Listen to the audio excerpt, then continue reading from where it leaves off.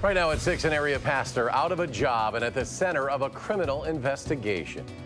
The Wisconsin primary now over. Nominees getting ready for the general election. We'll hear from the candidates for governor tonight at 6. This is News 3 at 6.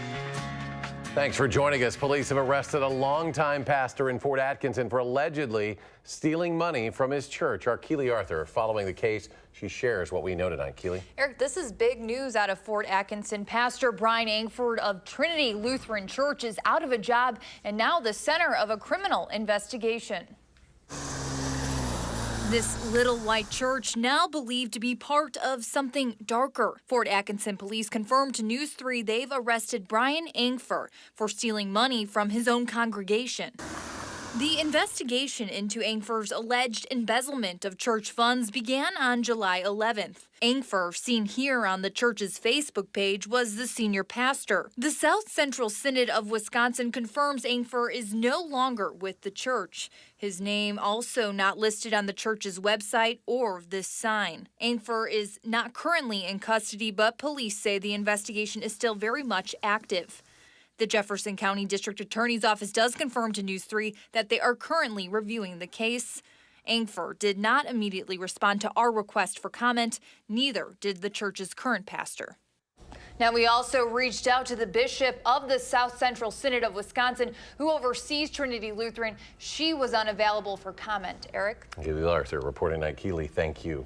We have new information tonight about a data breach in Adams County. The efforts to remove a county clerk accused of being part of the breach. News 3 obtained a verified statement of charges from the county's personnel director that asked for clerk Cindy Filippi to be removed from the office by the county board. Search warrants filed by the Wisconsin Division of Criminal Investigation show that investigators are looking into a laptop computer used by Filippi after a data breach compromised the personal information of more than 258,000 people. That breach affected information from January 1st to 2013 through March of this year. Filippi has not been charged with any crime. Filippi also responded to the statement of charges, requesting that she remain in the position as city clerk. Casey Bradley, the Adams County manager, says the board will hold a hearing on the issue September 19th. Rain is possible for us this evening. Some of you have already gotten some today. Let's check in with Chief Meteorologist Gary Canalti. Gary? Eric, the highest chances for rain will be south of Madison for this evening, and those showers and thunderstorms actually have been weakening over the last couple of hours. You can see how they blew up across southern Wisconsin on visible cloud track, whereas central Wisconsin had a lot of sunshine, and temperatures are a lot warmer there. You can see on Doppler track a couple of thunderstorms up around the Eau Claire area and some showers and isolated thunderstorms here in southern Wisconsin. Again, the more concentrated areas of rain are farther to the south of Madison. Current temperatures are in the middle 70s where the rain is falling or where the clouds are thicker. To the north, though, temperatures are in the middle 80s where the sun is more prevalent in central Wisconsin.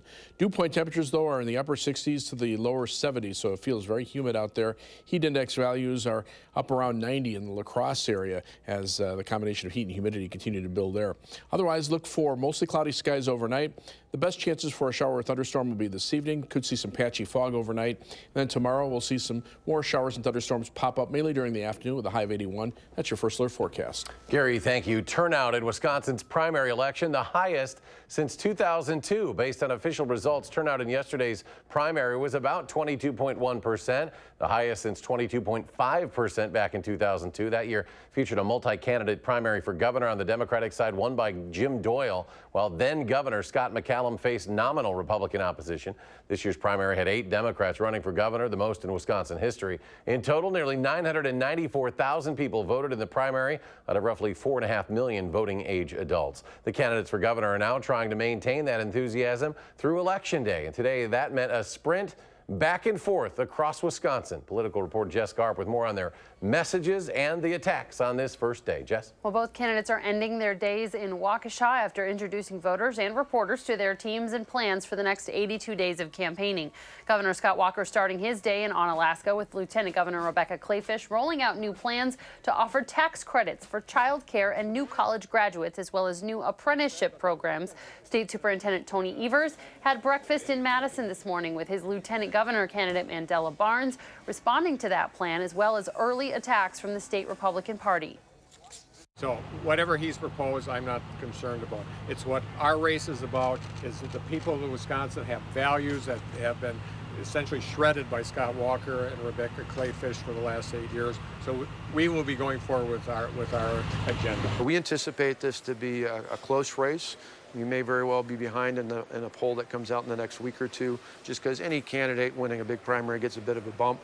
We know that the way to counter that is by stating out the stark contrast, a very clear choice that voters will have between continuing to move forward with positive changes versus going backwards. A group backed by the Democratic Governors Association today announced an ad buy statewide to support Evers. That statewide ad reach, as well as stops across Wisconsin by both candidates, may be starting today, but it's going to become the norm likely in the coming weeks. A long race ahead. Jessica Harp in our news center. Jessica, thank you. The ballot for U.S. Senate also set. Both sides aren't wasting any time criticizing one another and making sure voters know they are not backing down. Rose Schmidt in studio with us with the latest. Rose? Eric, well, Leah Vukmir's campaign is calling Senator Tammy Baldwin Two-Faced Tammy in a memo today. She's in Waukesha County tonight, joining Governor Scott Walker. Meanwhile, Senator Baldwin is back in Washington, attacking Vukmir's positions in a series of tweets on everything from healthcare to immigration. Fresh off her victory in Tuesday night's primary election against Kevin Nicholson, Republican U.S. Senate candidate Leah Vukmir says she's not backing down against Democratic U.S. Senator Tammy Baldwin in November. Make no mistake about it. We're the underdogs in this race.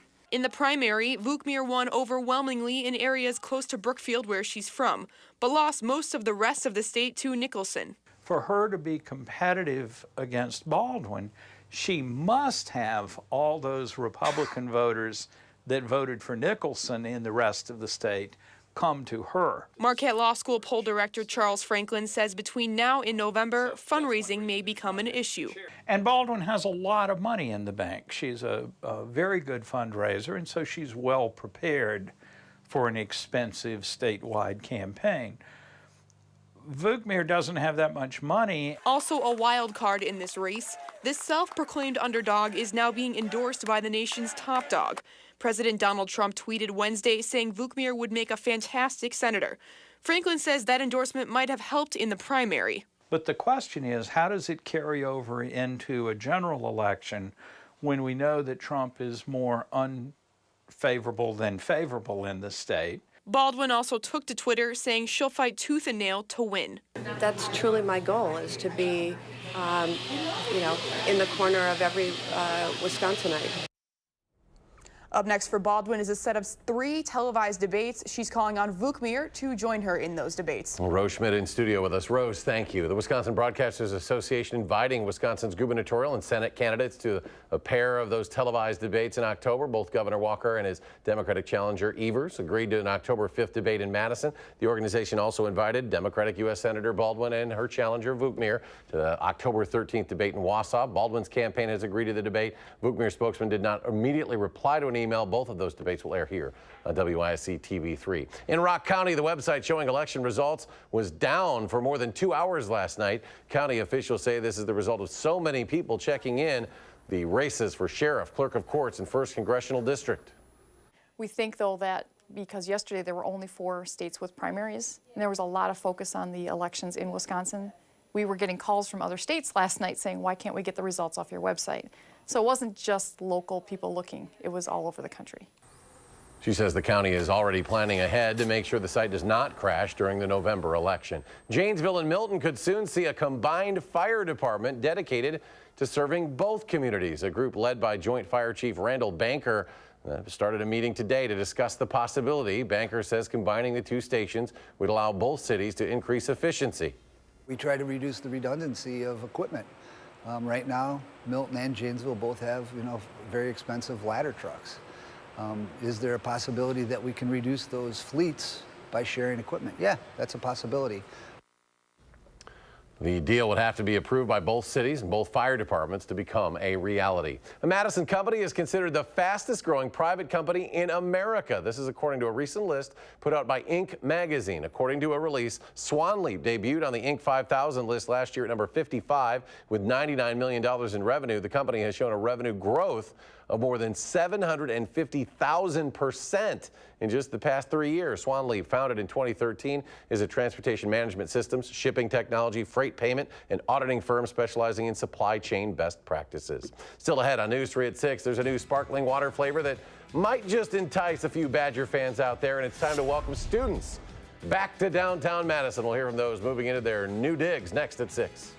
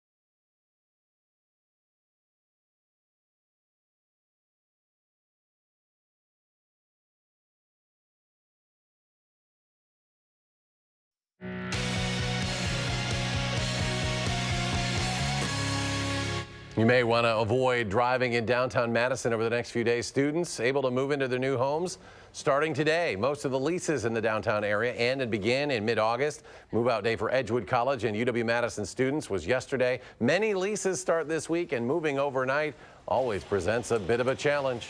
It's just kind of hard because I live like an hour and a half away, and I know like I'm kind of fortunate that I was able to bring my stuff home and then back. But at the same time, it's like all my stuff is packed up. I can't really get to it or anything. The city of Madison says last year, Madison student moving days put over 1 million pounds of material into the landfill, and they're reminding students to donate or sell any materials they don't want instead of simply throwing them away. UW-Madison is not quite as affordable this fall as it was for students coming to campus last year. The latest data from Money Magazine showed the campus was 48th overall in America for money students paid out. It was rated the 30th best among public universities. Last fall, it was 45th overall, 27th best among public schools. 727 campuses nationwide were judged on graduation rates, salaries earned by alums, and tuition costs. UW-Madison's longtime Dean of Students has finished her work at the university. Lori Berkwam will start a fellowship this fall at the American Council on Education. She is a breast cancer survivor and says the experience gave her perspective to follow the kinds of dreams she's always encouraged UW graduates to pursue for the last 13 years. Argyle Wade will serve as the interim Dean of Students through this upcoming school year. Clarbrune Water is offering a new flavor inspired by the UW-Madison mascot, Bucky's Cherry Berry, a collaboration between the Wisconsin-based company and UW Athletics. The Badgers Give Back program, a portion of proceeds will be donated to that program, which focuses on supporting quality programming in health and wellness. Clarbrune is based in Watertown. Ahead at 6, keeping the faith, a woman's journey to find hope following her husband's death. That's when News 3 at 6 continues. And in weather, there'll be a chance for a shower or thunderstorm this evening. Tomorrow, another chance of a shower or thunderstorm in the afternoon and evening, but temperatures will stay around 80 degrees. I'll have your first alert forecast in just a few minutes.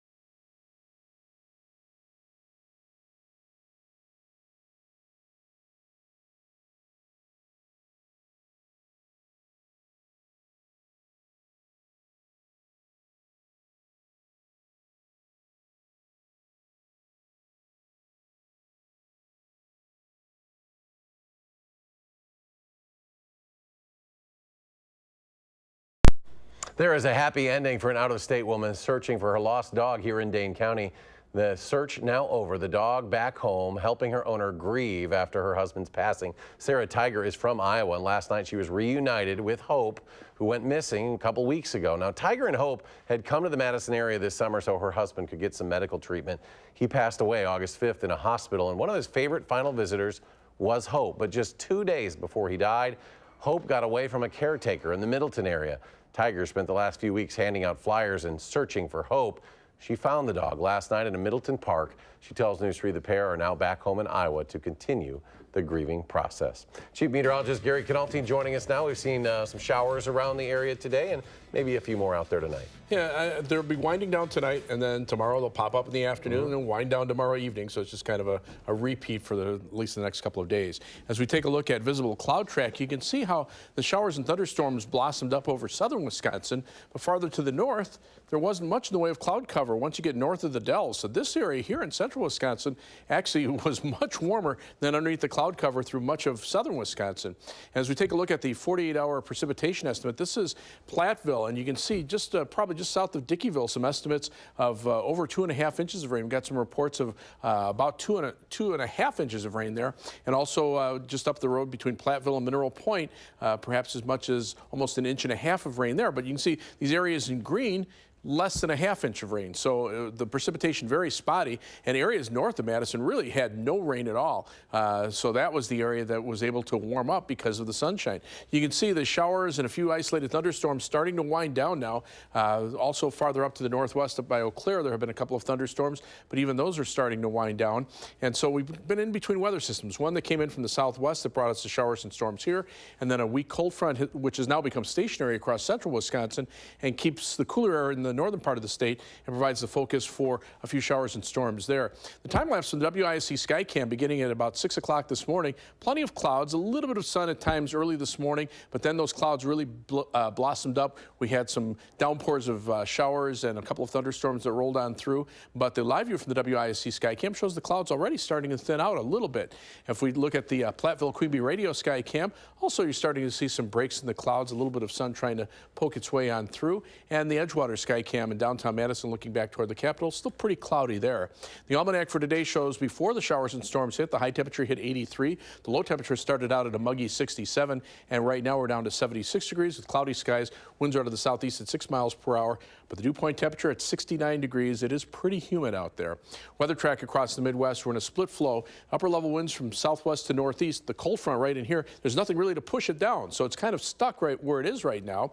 And then this weather system that brought in the showers and thunderstorms to Madison and areas to the south just kind of traveled in on the southern branch of the jet stream. So until these two weather systems kind of work their way on through, we'll still see a chance for a shower or thunderstorm, mainly in the afternoon and evening hours, as the air is pretty humid, but not terribly warm until we start to heat up in the afternoon, and then boom, those showers and storms cool us down. You can certainly tell where the cloud cover is because that's where temperatures are in the 70s. Where the sun is shining, temperatures are in the 80s, even lower 90s across parts of Montana. But you see the humidity very high with dew point temperatures in the upper 60s to lower 70s through our part of the Midwest. Our forecast for tonight calls for mostly cloudy, mild, and muggy conditions, some patchy fog. A few showers or a thunderstorm mainly this evening with a low of 63. For tomorrow, look for a high of 81 degrees. It'll be humid with a chance of showers and thunderstorms, especially in the afternoon. On future track, the showers and storms dying down pretty quickly this evening. Some areas of fog overnight, low temperatures in the lower 60s. Tomorrow, the showers and storms pop up in the afternoon. High temperatures in the upper 70s to low 80s tomorrow night. Pretty much the same story. The showers and storms wind down, and then back to another chance of a shower or thunderstorm later in the day on Friday with high temperatures, upper 70s to lower 80s. Rainfall amounts could vary anywhere from 1/4 to 1/2 inch. Some places over 1.5 inches and a heavier shower or thunderstorm, but the 7 to 10 day forecast calls for dry weather for the weekend with high temperatures in the lower to middle 80s. A little cooler with some showers and storms early next week, and then back up to the 80s toward the end of next week. Whatever became of former Madison Memorial football star Jake Ferguson? Well, he's alive and well, and we can see a lot of him on Saturdays at Camp Randall this season. And there's a beer story, too. The story's coming up in sports.